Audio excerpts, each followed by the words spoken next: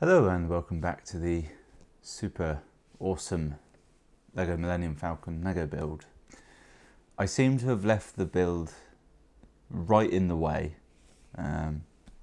Although, looking at this, we're moving on to bag 11, and I think what I have to make is two large wedge-like things that go here and here.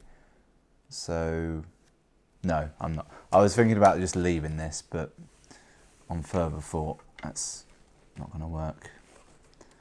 Of course, lifting it up equally may not work. I've got something. Nothing fell off that time. Flashbacks, last time I picked it up and something fell off the bottom and I don't know where from.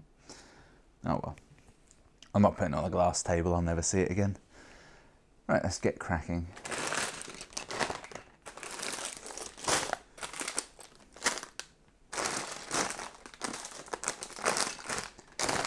Just these three.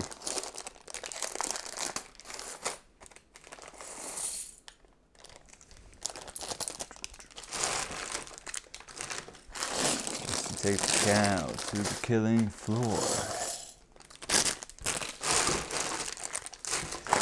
I am a lineman for the county.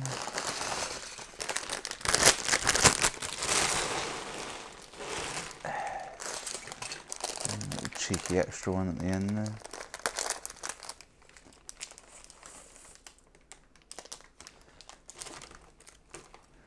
Okay, just to smooth these out a bit. This looks very straightforward, mostly flat bits. This should be good, should be good. Let's get in on this. I've had the weirdest day today. It's currently Saturday. I was working last week, and on I think on Friday morning, my boss called me up and said, "I need you to work Saturday." And my initial thing was, absolutely no way, I don't work Saturdays ever. That's like, I have almost no rules I live my life by, except for that one of don't work Saturdays. Ironically, because it's when I do like channel work and stuff for myself. So I'm still kind of working, but not really. Work. And then he said, "Yeah, I've asked literally everyone else. You know, there's two guys away on holiday, another guy's getting a tattoo done, and the real kicker was that he didn't actually need me to do any work. He just needed someone who was qualified at first aid to be there, which was me." And so I said, "Okay, fine." Then he drops the bomb. Right, we need you there. We need you there on site at 6 a.m. On site at 6 a.m. meaning a 5 a.m. start. And I heard that, I was like, Jesus Christ, 5 a.m. That's obscene. I'm not a morning person.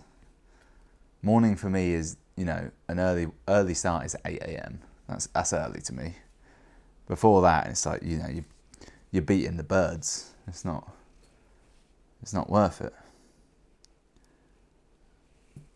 But, you know, I had to do it. It was once off. Very, very good money as well.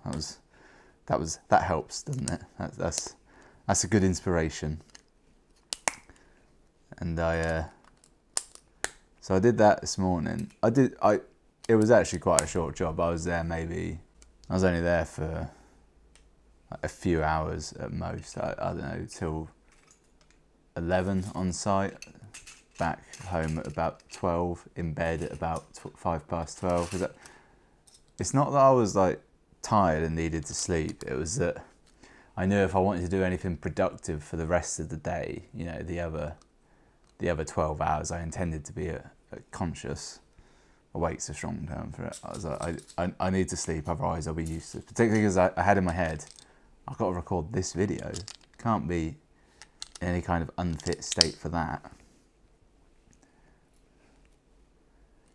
So then I went to bed, lost consciousness for a few hours. I wouldn't call it sleep, I'd call it losing consciousness, particularly when it's the middle of the day like that and you have no set time for when you get up. So just close your eyes, see what happens.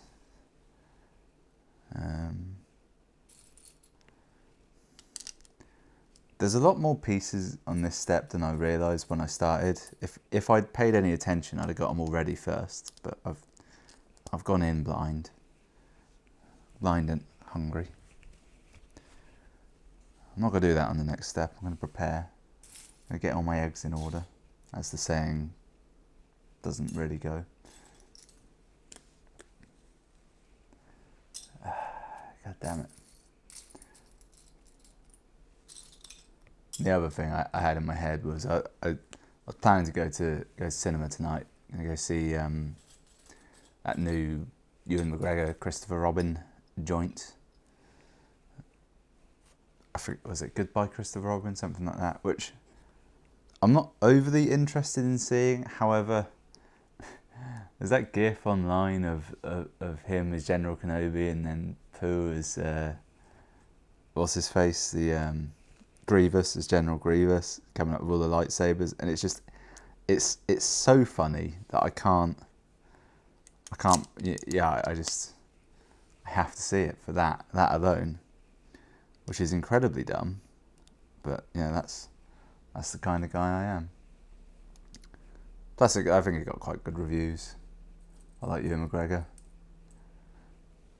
I liked him when he was getting vigorously sodomised by Jim Carrey in that one film. That comes out of nowhere.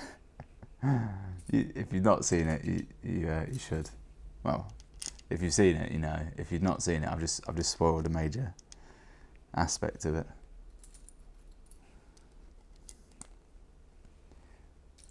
So yeah, I thought better take a tactical nap, if you will. It's like a power nap, only it sounds cooler. My new thing is refer to everything as I do as like tactical.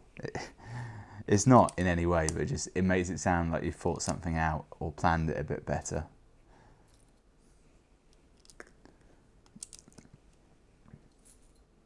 What am I actually doing here?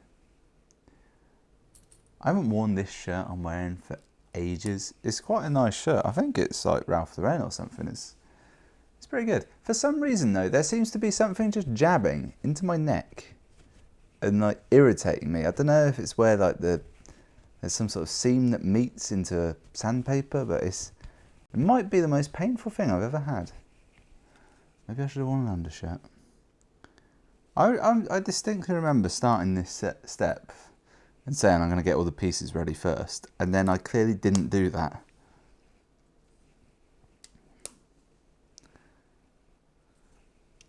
One of the fringe benefits of working incredibly early in the morning though, McDonald's breakfast. It's not that great, right? Don't get me wrong, but there's something obscene about it, isn't there? Just the fact that you have to get to a McDonald's before 10 in the morning ish, and sort of be prepared for that sort of food as well. Hash brown, goddamn, saved me though. Actually, by the time I got it, I was dying, and I ate the hash brown. It was like, I don't know. It was like I was brought back from the dead. Is this everything? I think so. I'm picking these pieces out ready, and I'm genuinely so impatient right now that I just want to stick them all straight on. So if memory serves, the big factor of last week's episode was that I had just got on Monster Hunter World and could not wait to play it. And it was really annoying. When I got it on like the Friday, I couldn't play it that day. I couldn't play it that much on the Saturday either, because I had to do this, and I think I might have gone out for dinner, or I had to go out quite early, so it was like I could only get in an hour or so. And the first hour of Monster Hunter is just it's as nothing. It's like starting a JRPG, or I don't know. It's like running the tutorial of a Bethesda RPG. It's not bad by any means, but it's like, you know, you got to get through it. It's the character creation. You get it done so you can get to the meat of the game, which I subsequently couldn't get to for ages. I'd only get like 20 minutes or an hour to play here and there, until finally I had one day where I got off work, I got in, I was like, I'm not doing anything for the next 6 hours but playing Monster Hunter World specifically, if you're not caught up. And I've been playing that, and it's great, I must say. It's a definite reformatting of the Monster Hunter format while still being inherently Monster Hunter. It kind of reminds me of, well, it is Capcom, so I suppose it's similar in a sense to what they did with Resident Evil 7, where it's still very much a game that's part of that series, but also quite strongly sort of reinventing itself. Which I feel is kind of the in thing at the minute for Japanese game developers. They did it with Resident Evil 7, Nintendo did it with Zelda Breath of the Wild, now they've done it with Monster Hunter World. And if I think about it, there's probably more games where they have done that or are kind of doing that. Really, really livening up sort of old game formulas. I'd say Mario Odyssey did that, but it didn't really, did it? It's very similar to other Mario games. It's great, but it's not like a fresh new take, is it? Have I done this? I've done this. I can stop looking at this. Okay, I need 2 of them. 3 of these little benches. Not going to question the sudden odour that's appeared. Little clip. Big clip. No clip. And a flat one. Is that it? Yep, I think that's it. Right, let's get all these in place. So, here. One here. The grey one. So I've been playing a lot of Monster Hunter World. I'm at high rank currently.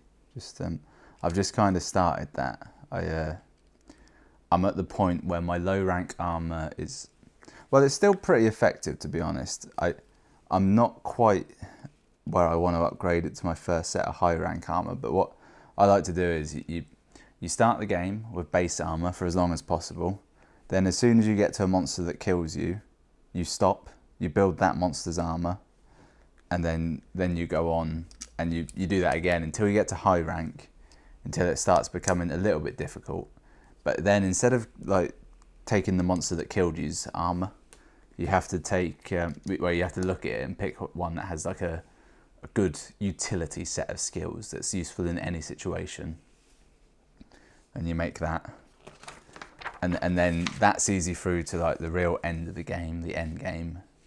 And then you make an end game set of armor, and then you mess around doing like crazy mixed sets and builds, which I can't tell is it's either more of a thing in this one or less of a thing, because they've changed the way all the armor skills work and made it, frankly, a lot more easy to use. They've added so much to make the game just, what do they call them? Quality of life improvements. They've done so many of those. And it's annoying because there's another Monster Hunter game that's either just out or is out in a week or so on Switch. It's Monster Hunter Generations, the ultimate version of that. Which is, Monster Hunter Generations was a great game. It had so much content, just a ridiculous amount, and it was so fun to play, and I love the original. And that's the one thing I've noticed about playing Monster Hunter World, is because I'm so used to playing it portable, I miss that aspect of it. But I don't know if I'll be able to go back now after all the enhancements World has given to the fairly outdated style of the originals. But time will tell. Literally, if I have time and it's like, I fancy this, then I will probably end up getting it. I play everything by ear, you see. I don't plan too much for the future.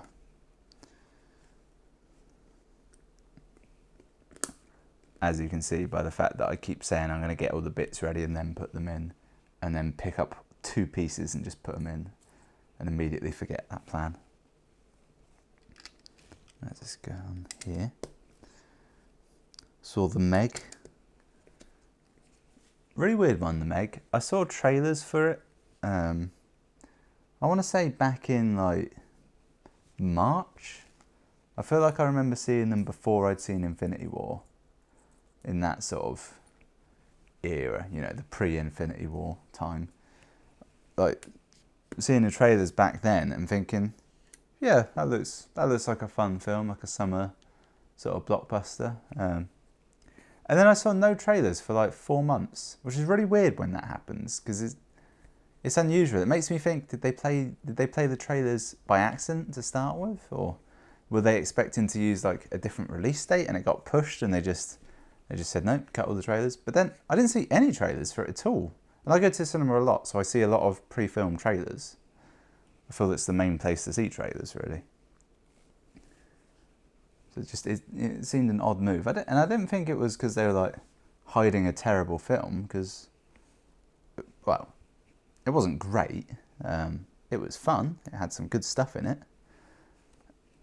What I particularly liked was how real a lot of the characters felt.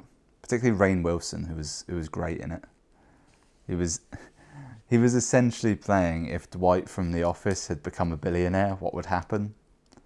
And it's hilarious. There may be some spoilers for the Meg here, but it's not really a film you can spoil. I don't think it's not got that heavy a story beat to it. If you see one trailer, you kind of know what's going to happen. What do I need? Oh, these bits. Yeah, so the whole thing is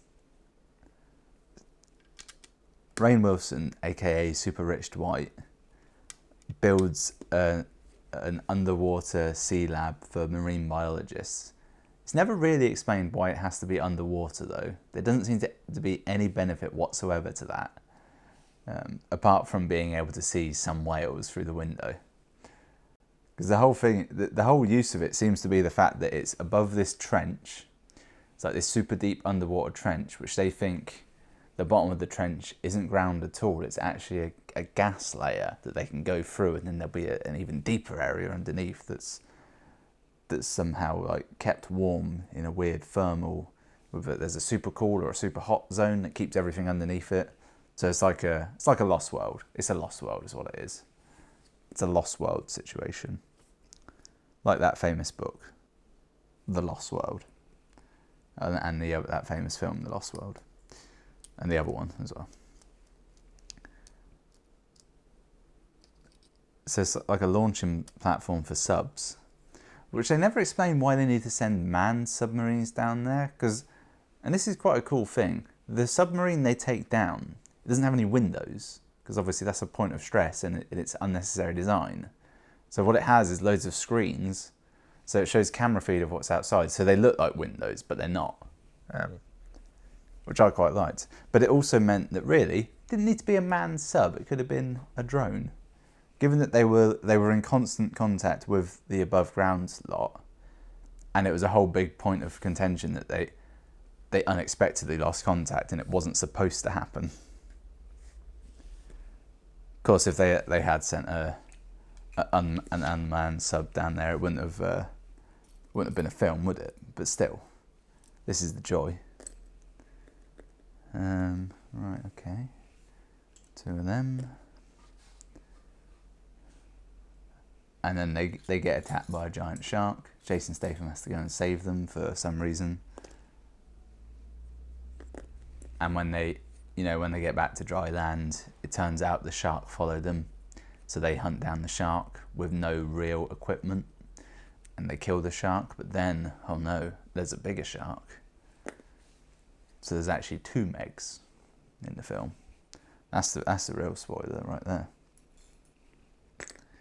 2 of them. Need a red, a grey.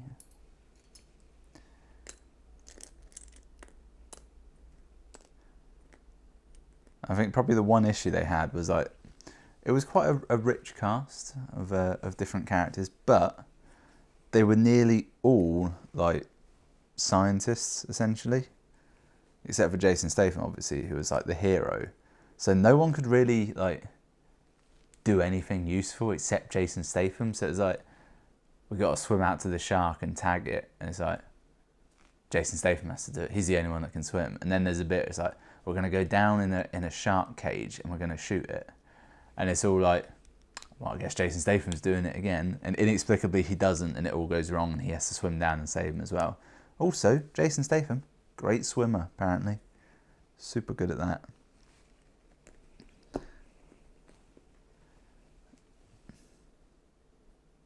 Wait, what? Oh. Yep. I can't follow these instructions to save my life, apparently. This is what a lack of sleep does to me. It makes me both complacent and forgetful. I think genuinely I lose many IQ points. And a genuine ability to care about anything as well. That's why if ever I'm sort of too tired, I try and avoid anyone I particularly like, because I'll come across as completely unkind and caring. I'll drop my usual pleasant persona, the charade of it, and end up being my actual self, and no one needs that. That's something I have to hide from the world entirely. I think I've made this to spec. Yeah, it seems I have. Okay, alright, let's just set that aside. Grab some stuff here.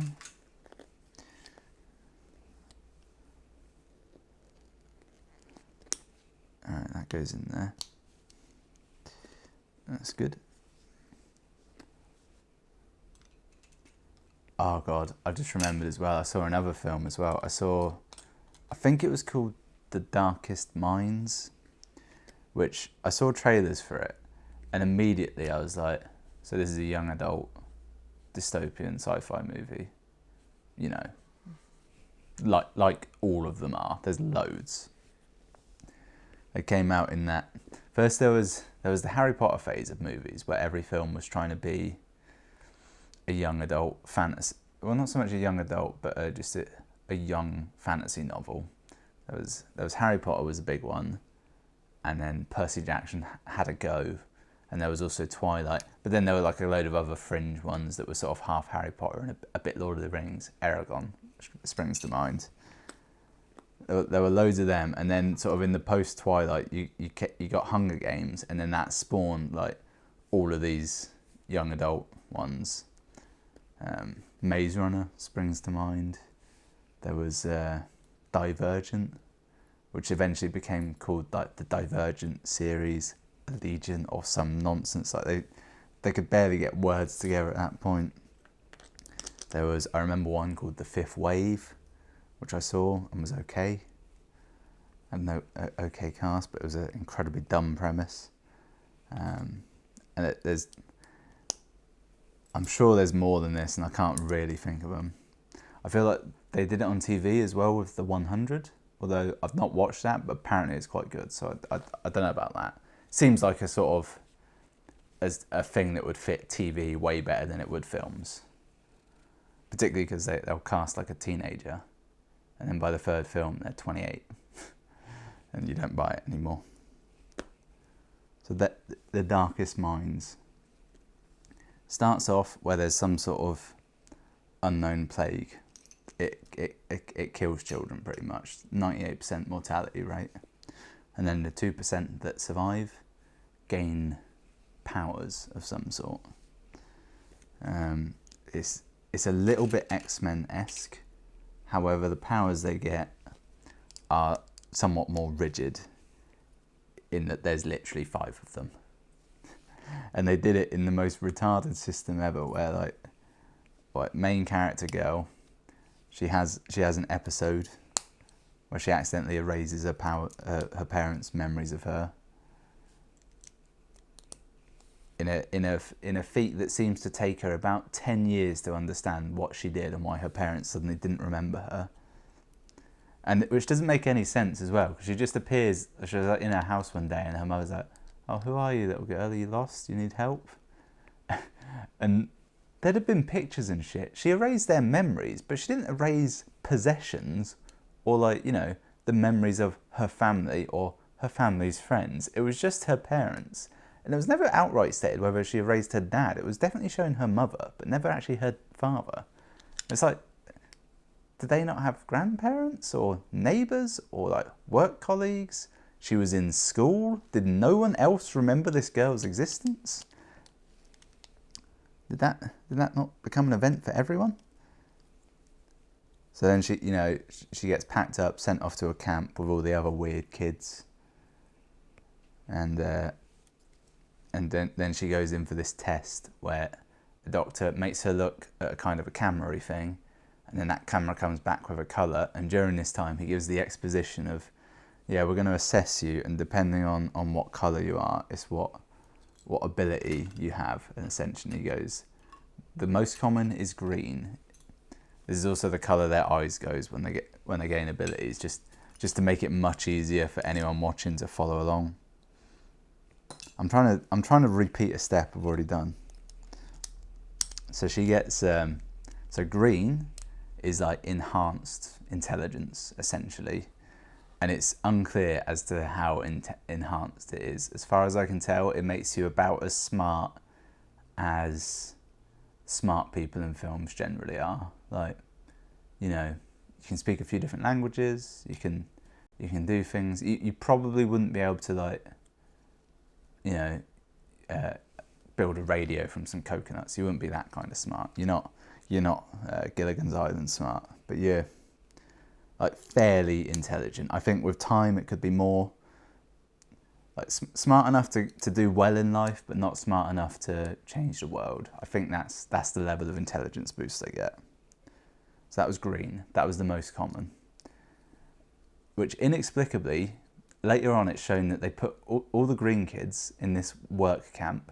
They put them to work, not like deciphering intelligence, as you might think would be the obvious choice, or as like military strategy, or really any kind of high level jobs. Make them accountants, for Christ's sake. You'd do anything like that. They put them to work either polishing, relacing, or just making shoes. It's very odd.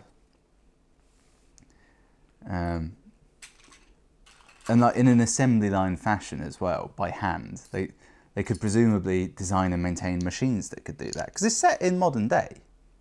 So there's no sudden need for forced labour camps. So that's green, which is the most common. And then it's implied that he does this in like order from most to least common. And there's blue. Blue gives you telekinesis. It's never stated whether or not there's like any kind of realms of it. I think it's implied that everyone gets the telekinesis, and if they train with it, they get stronger. If they don't, they don't. But there's no like, this kid, he can lift a paperclip, or that kid, he can throw a bus. There's nothing like that. Telekinesis. Then there's gold, which is dumb because the colours are green, blue, gold, orange, red. Gold, orange, red almost look identical, particularly gold and orange. So the gold, who are electrical manipulation, which means, as far as I can tell, they can shoot electric, or if they touch stuff, they can electric things. But they seem to have an immense amount of control over it.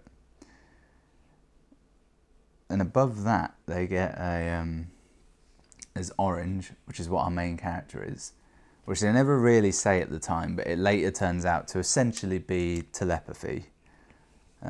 It starts off, it looks like she can essentially control people if she touches them, but it seems like it goes up to the level of just being able to see them's enough. I think they have to hear you, but it's unclear. And then eventually there's stuff like she erased her parents' mind. It's probably the most powerful one, except above orange is red, which they never really go into that much, but turns out red gives you the ability to shoot fireballs from your mouth, and that's the most dangerous ability of all, apparently, which makes no goddamn sense. Like they show a couple reds in the film, and they're used as like attack dogs, but it seems more like,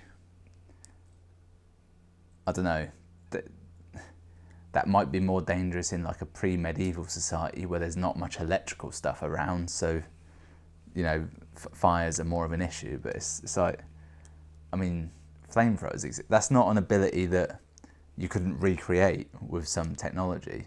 Doesn't really add up. Surely telepathy, telekinesis is way worse than that from an offensive standpoint, given that you don't leave massive fires everywhere. And they're not fireproof either, so if they're not careful, they burn. It seems like they sort of put themselves into a corner and couldn't think of a suitable fifth power to give everyone. But it's fine. But what's weird is when they were first talking about these powers, it was kind of implied that they show it on a pyramid, so it's like green at the bottom, blue, and so on. And it was implied that if you get to one level, you get all the ones below you, which kind of made sense because then you'd be, way more dangerous as you went up. But you don't. It's not a pyramid at all. It's just separate powers. And I was thinking, all right, so she's going to be super rare. She's an orange. She's got all these powers going on for her. That's going to be cool. That's going to make sense. And then no, it doesn't make it. She doesn't get any of that. She's just got telepathy, which she uses to prevent the Doctor, who is right there, from killing her, and then does almost nothing with it for about. It's hard to say. She looked to be somewhere between 8 and 10 in this part of the film, and it's important to think about that because it comes up later. If she was about 8 or 10 there, and she was in that camp for, I want to say like enough time that she was 16 or 17 when she came out, so she went in it as a child, which is important. Because it means it's important. Because she gets broken out. She ends up with this other band of kids who are freaks like her. And unfortunately, there's one of each of the powers. There's a green, there's a blue, there's a gold. Oh Christ, that's the other thing I've just remembered. They kept referring to each other by colour. And the main actress was. She's black, and it just felt really weird when they kept saying they separated us by colour in the camps, and it's like, ugh, that doesn't work off the page. Couldn't have changed it to maybe number?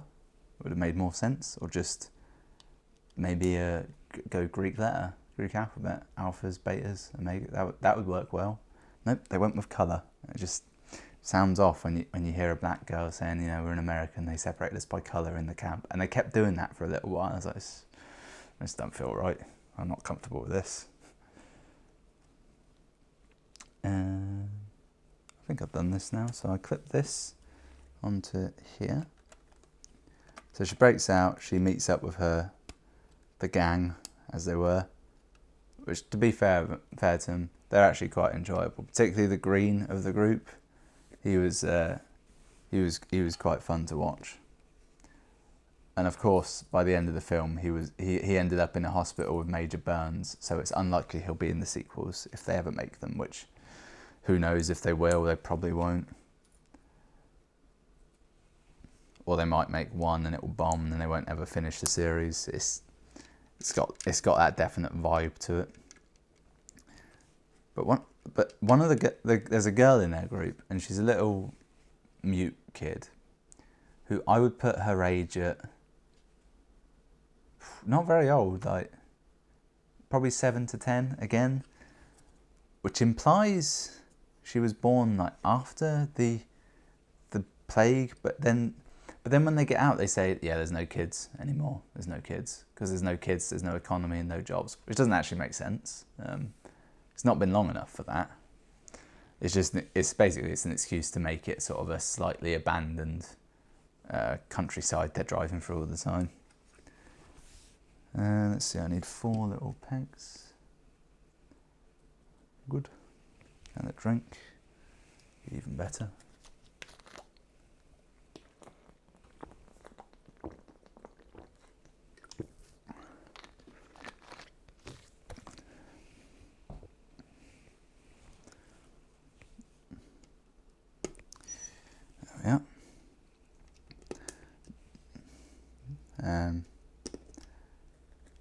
Yeah. So they get their posse,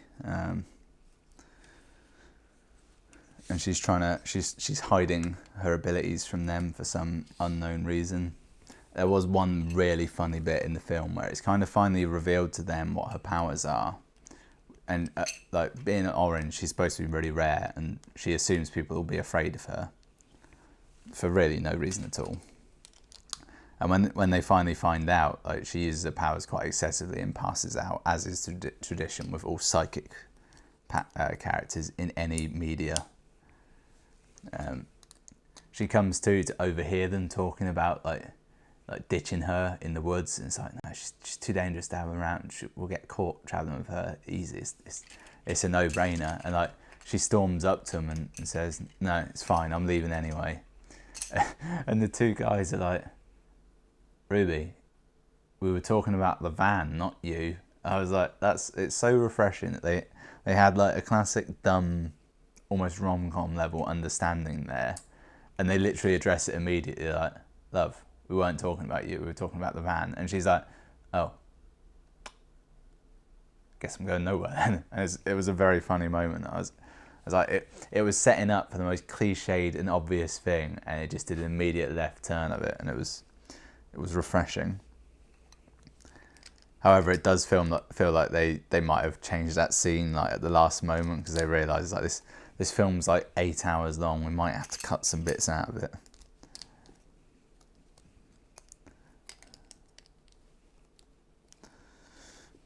Voila. Which is French for look at this. Which I don't really know what the translation of that is. That's behold, perhaps. That's one of those words where you can't really explain what it means, but you know when to use it, don't you? Is it always food related? I feel like you only ever see it in restaurants when they take the big dome off the dish and it's like, voila. It's very satisfying. I've always wanted to go to a restaurant where they do that, where you sit at like a round table, 10 waiters come in with 10 big domed dishes, they all put them down, and all at the same moment they're like, voila.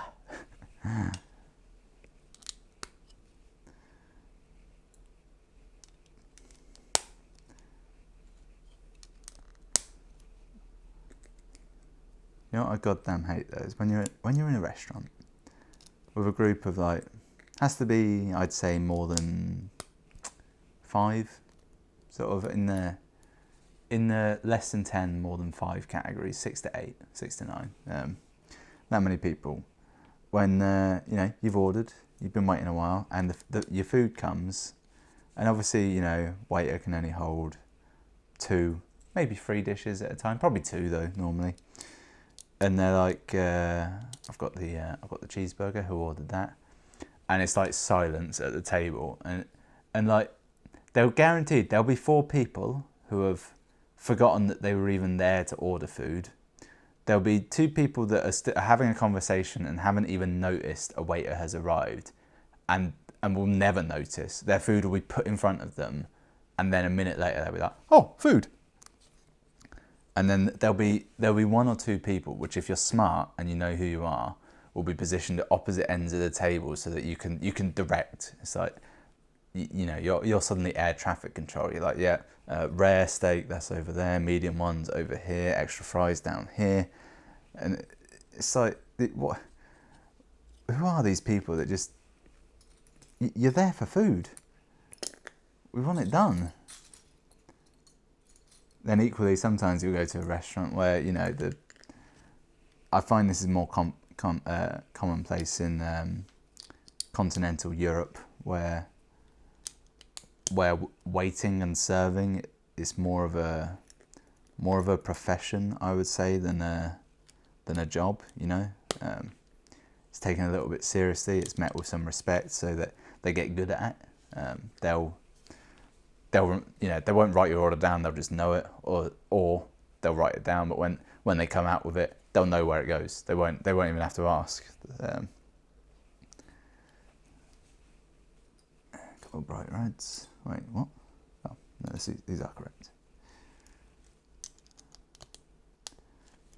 This is a very odd mechanism I'm building now. I can already feel it not being strong enough. I need one of these things that could stab you as soon as look at you.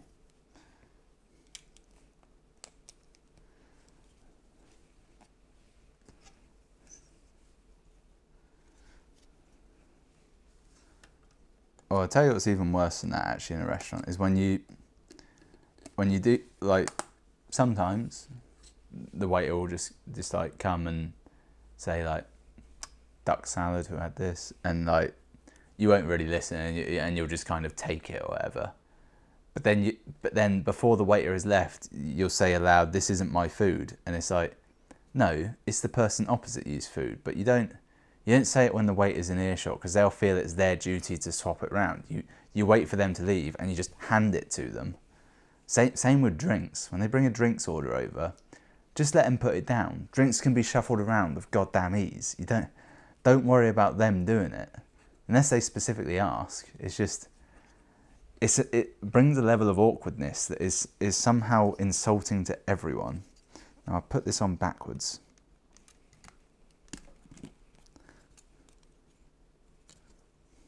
I haven't put this on backwards. I've made it backwards. No, hang on. There we go. I put it on upside down and backwards. That was a near miss. Now let's start the process all over again and hopefully do it the right way around this time. I mean, I wasn't wrong. So back to the darkest minds, which is what they call, I think, there's like a moment of exposition. In fact, the first like half an hour of this film is almost entirely exposition, like setting up the world, and it really didn't need to be. It could have been told it like slower and in flashbacks. To put it all at the front means it feels like you're halfway through the film before you've met the main characters, and it's like, come on, get to the characters, then give us their backstory. Maybe tell different bits of the world's history through the different characters, not all through the same one, so we can feel attached to all of them at once, perhaps. But no, that's fine. Oh yeah, that reminds me as well. So she gets broken out of this internment camp she's in by a friendly doctor who turns out to be working as part of like the resistance, as it turns out. Now this doctor, she was a woman, quite good looking. That's not relevant. But when she's breaking her out, it's like if they catch you, they'll shoot on sight. The whole thing is, the main way they can tell that these kids are the weird kids is the fact that they're kids, because all the kids are either dead or they have powers. There's no other percentage of survivors. They either died from the disease or they survived it and they got powers. But our hero of the story and the doctor saving her look almost identical in age, frankly, because they're both women, and she's like a 17-year-old girl. With the right attire and makeup, you could easily think, yeah, 28, yeah, that's fine. You wouldn't question it. Now I can only assume they now live in a world where you question the ages of people, but I was thinking, you haven't really got to make yourself like. It's not that easy to hide. It's not difficult to hide, is it? You just got to make yourself look a bit older, which probably as easy as, I don't know, the right haircut maybe. Dye your hair grey, stuff like that. Just artificially make yourself older. It's the easiest camouflage in the world. Gain a limp. I don't know. Dress homeless. That's it. Homeless people look older, don't they? Do that. But that was just me being my obscenely practical self. I was like, this would be easy. You've got to make yourself look at most 5 years older than you currently are. That would be piss easy.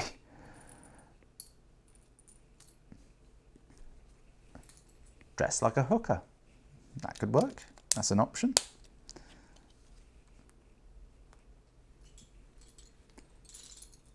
I want you to assume that I said that in my best Frank Reynolds voice, because it seems like the sort of advice he would give.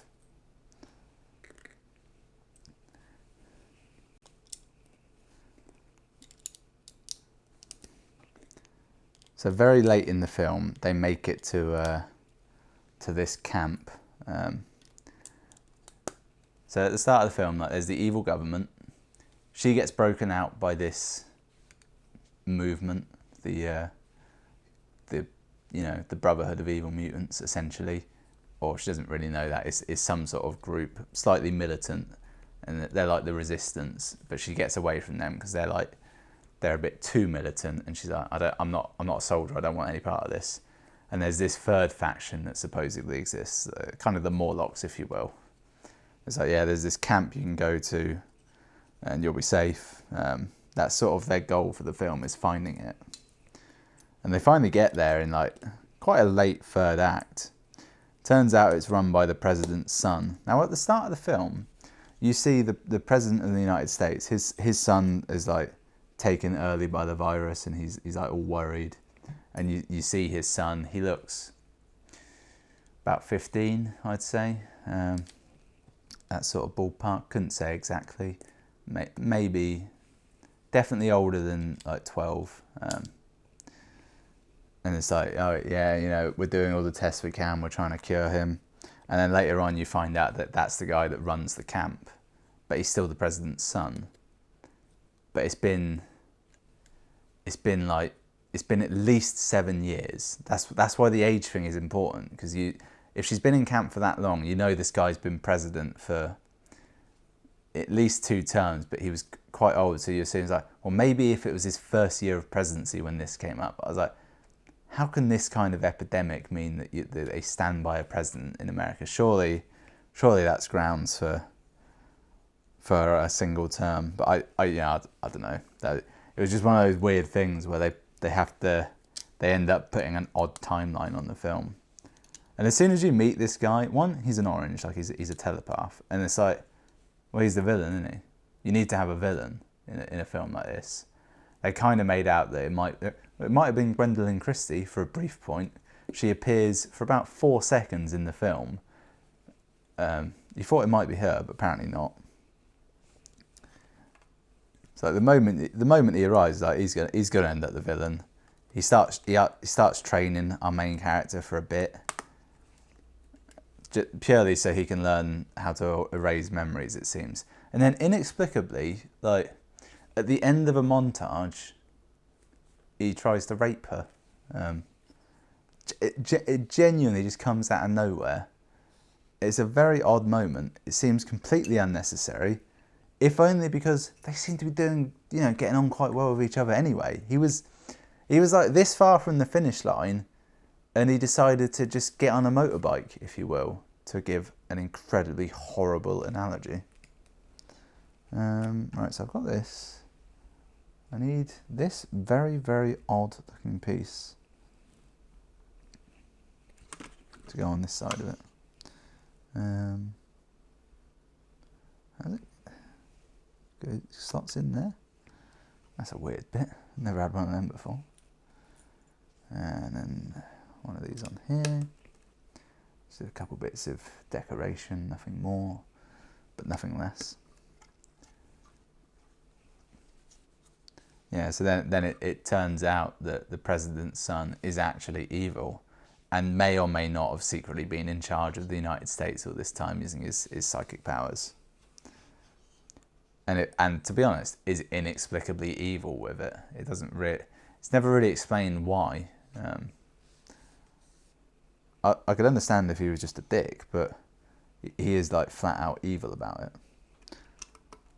See previous statement about raping the girl.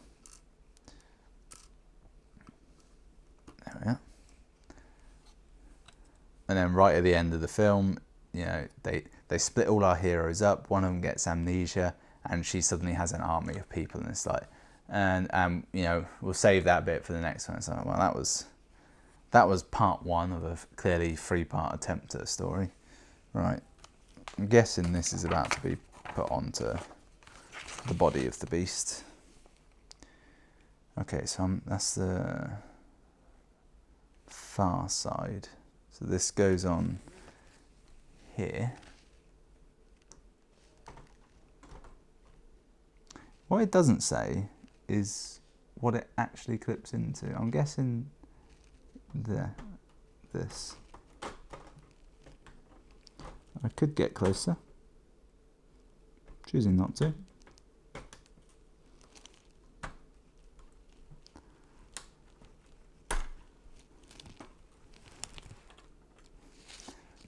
Okay.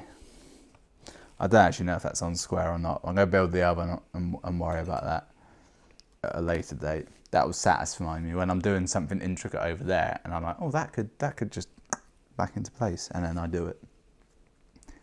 It'll be nice, a nice moment.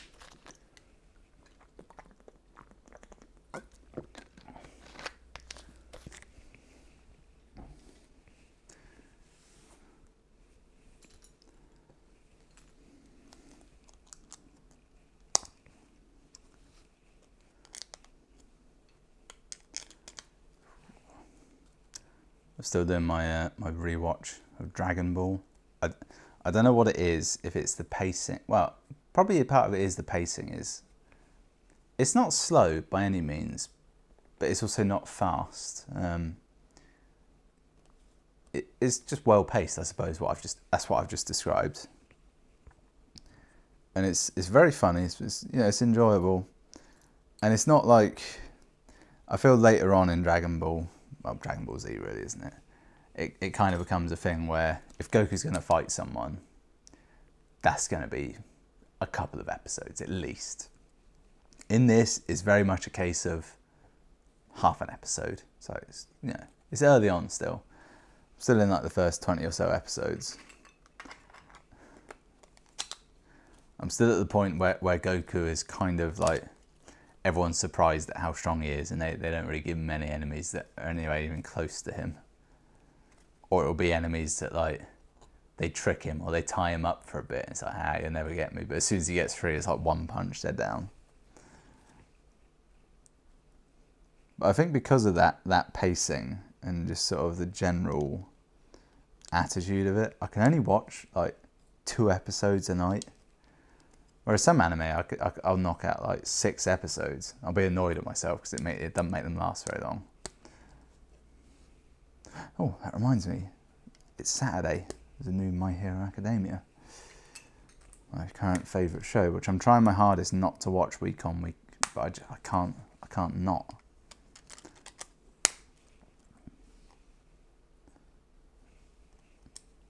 I'm tempted to watch it again from the start. The only risk of when you do that is, like, ideally, if you're going to rewatch for a show like that, the show has to either be finished or you time it so that when you finish your rewatch, there's new content for you to consume, like a new series or at least the start of a new series. I haven't done that, so it'll be horrendous if I do. And a couple of blacks. Is this how the last bit started? Yeah, I guess it was. This was the base, wasn't it? And then I made the sides up after that. Is that right? Yeah, probably.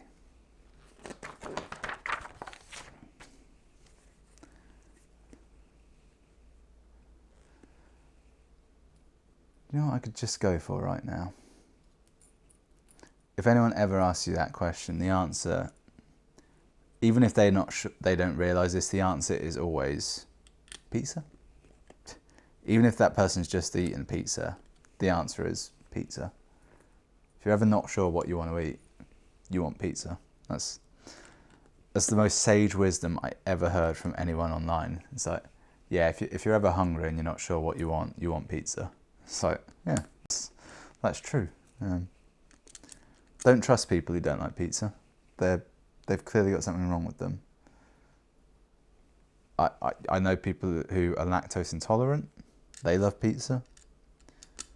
Even vegans love pizza, and they can't eat most of the good parts of pizza.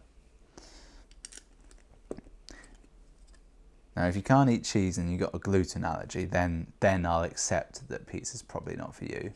At that point, you're having like a base made of cauliflower or some other vegetables, and then some kind of cheese substitute that is unholy and unnecessary. even then I bet that's still pretty good. Yeah, that's basically just a sandwich. Sandwiches are nice. Can't go wrong with a nice sandwich, can you? This side is definitely very different to the last side. Makes me want to play Monster Hunter. Because everything right now makes me want to play Monster Hunter.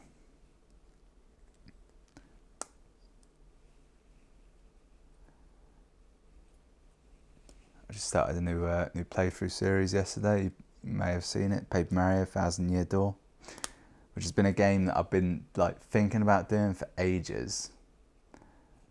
And one thing that had been stopping me for a while was the sheer amount of text in the game. There's a lot of text, and generally speaking, I like to read out the text for my playthroughs, or at least I will if it's like story based or something interesting. If it's you go to a shop and you go and it's like, hey, welcome to the shop, feel free to browse, you know, bring what you want to the counter.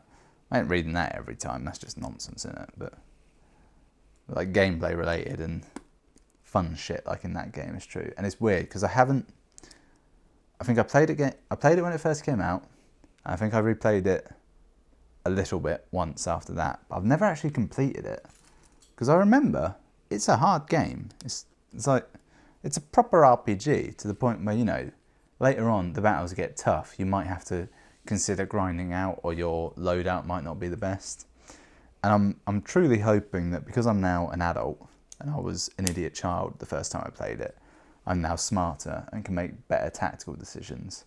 However, there is a chance that I merely end up repeating my earlier mistakes. So it's debatable what will happen. I'm pretty sure I'll finish it though. I intend to. I brought something the other day. I brought an EverDrive, which I actually mentioned last time, but I've got to deal with that at some point. So you'll see an influx of N64 games on the channel at some point once I finally get that sorted out. Right. Okay. So yeah, the Smash Brothers Direct a little while ago. I didn't actually watch it because I just wanted to play Monster Hunter.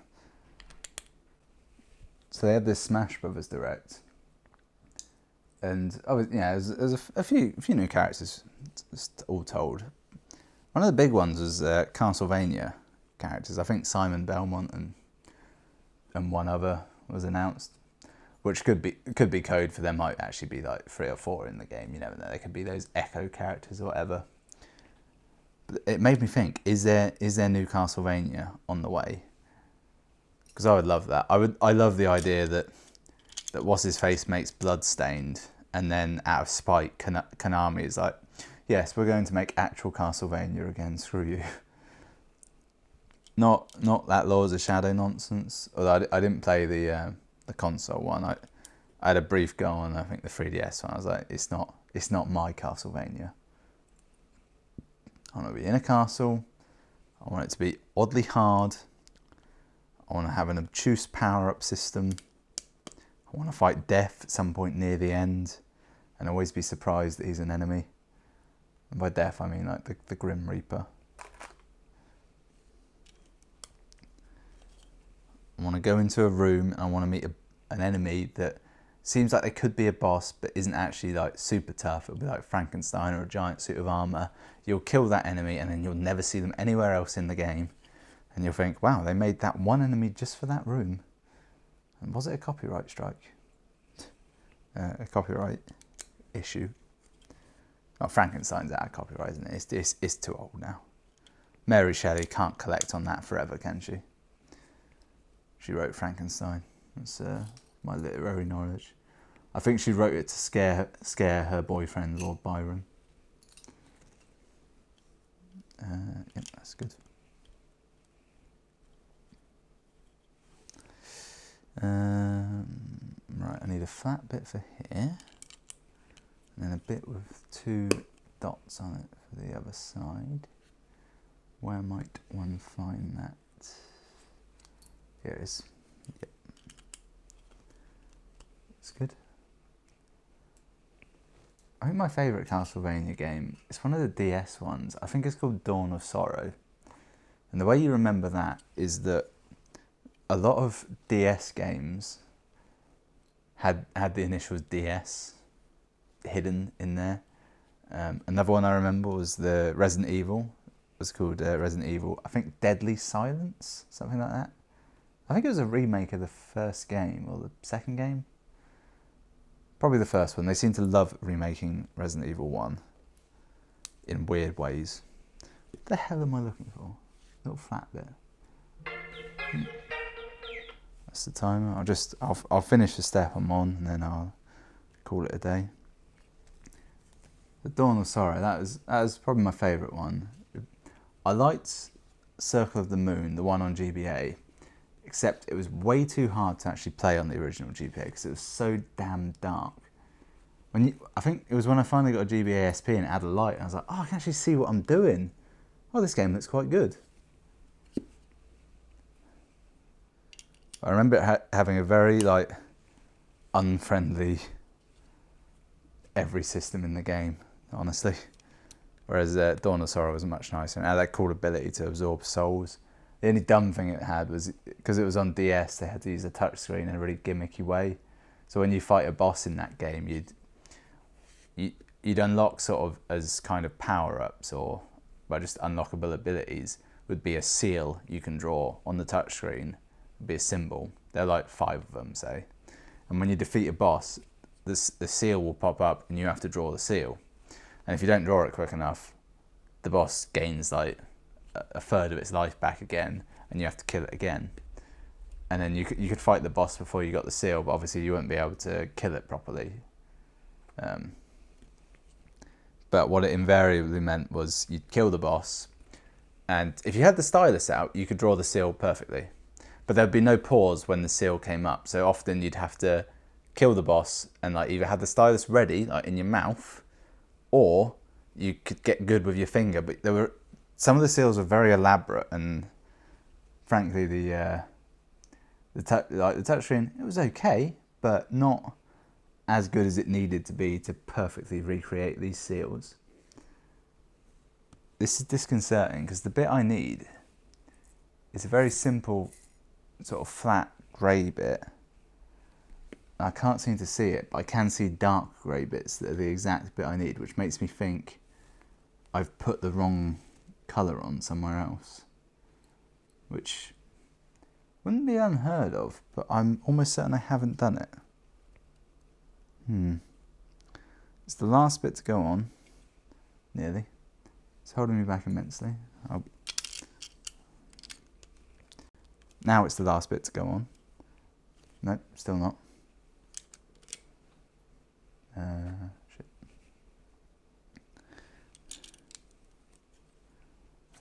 Still not the last bit. There's actually loads of little bits to go on that I hadn't noticed. I've been hung up on this grey bit. Now I can... Wait. No, there is... Shit. I don't think it's here. I'm gonna try this technique I've been using a lot when this happens. See if I've got a spare, but I don't think I do because it's not the right sort of bit to have as a spare. Plenty of spare wheels. A couple lightsabers. I'm sure it will turn up. Normally if I look under the book maybe, or...